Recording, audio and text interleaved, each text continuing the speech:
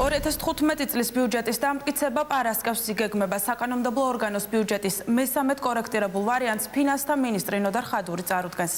ბიუჯეტი 9 მილიარდ 500-ზე მეტი ლარით განისაზღვრა. მთავარი პრიორიტეტები ჯანდაცვა, განათლება და ინფრასტრუქტურა. რა მოვლენები აქვს 2015 წლის მთავარ საფინანსო დოკუმენტთან დაკავშირებით მმართველ გუნდს და რა შენიშვნები აქვს საპარლამენტო უმცირესობას? თორნიკე ხურციძე ისაუბრებს დეტალურად. ქუთაისიდან თორნიკე გისმენთ. ნაციონალური მოძრაობა მომავალი წლის ბიუჯეტს მხარს არ დაუჭერს. საპარლამენტო უმცირესობას აქვს რამდენიმე ძირითადი შენიშვნა, რომელიც ეხება 5%-იან ეკონომიკურ ზრდას, რომელიც არის მომავალი წლის ბიუჯეტში გათვალისწინებული და ასევე იმ საგარეო ვალს, რომლის აღებასაც მთავრობა 2015 წელს გეგმავს. ნაციონალურმა მოძრაობამ საპარლამენტო ტრიბუნიდან ხელისუფლება დღეს კიდევ ერთხელ გააკრიტიკა ქვეყანაში შექმნილი ეკონომიკური ვითარების გამო და ეკონომიკური მდგომარეობის გაუმჯობესების მიზნით 20 პუნქტიან რეზოლუციის პროექტს სთავაზობს ხელისუფლებას. საპარლამენტო უმცირესობა ასევე ითხოვს გარღვეული ბიუჯეტის გამო მთავრობის ეკონომიკური გუნდის პასუხისმგებლობის საკითხი დადგეს.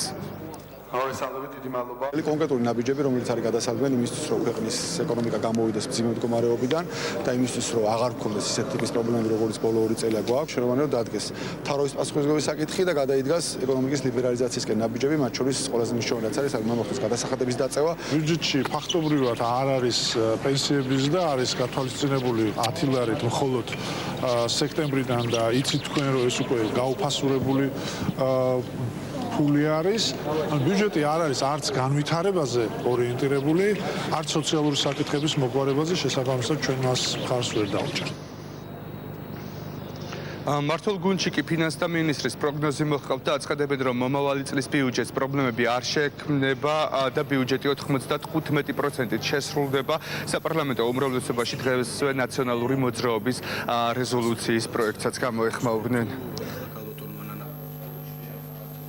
კომიტეტიდან იყო თორცებად 9 შენიშვნა, აქედან 7 გათვალისწინებულია. ნამდვილად არის გათვალისწინებული. იცით რომ გათვალისწინება გამოიწვია სწორედ ზრდა 70 მილიონით, როგორც დაგეგმა საბიუჯეტო შემოსავლებში, ასევე საბიუჯეტო გასავლებშიც. და ვიმედოვნებთ, რომ ეს ყველაფერი არის საკმარისი იმისათვის, რომ ხარი დაუჭიროთ პარასკევს იქნება განხილვა ბიუჯეტს. ოპოზიცია იმის არის, რომ ესეთ საკითხები უნდა დააყენოს. ამაში არაბუნებრივი არაფერია. მეორე თემა, ახლა ჩვენ გვაქვს მიმდინარე წლის ბიუჯეტი, ახლა ჩვენ ამ კვირაში ამ კვირის ბოლოს სავარაუდოდ მაღალი ალბათობით დავამტკიცებთ ახალი წლის ბიუჯეტს. ბიუჯეტის პროექტთან დაკავშირებით ჯერჯერობით განმარტებებს არაკეთებენ თავისუფალი დემოკრატები. 2015 წლის ქვეყნის მთავარი საფინანსო დოკუმენტი 9 მილიარდ 500-ზე მეტით განისაზღვრა. ბიუჯეტის მთავარი პრიორიტეტები კი განათლება, ჯანდაცვა და ინფრასტრუქტურა იქნება.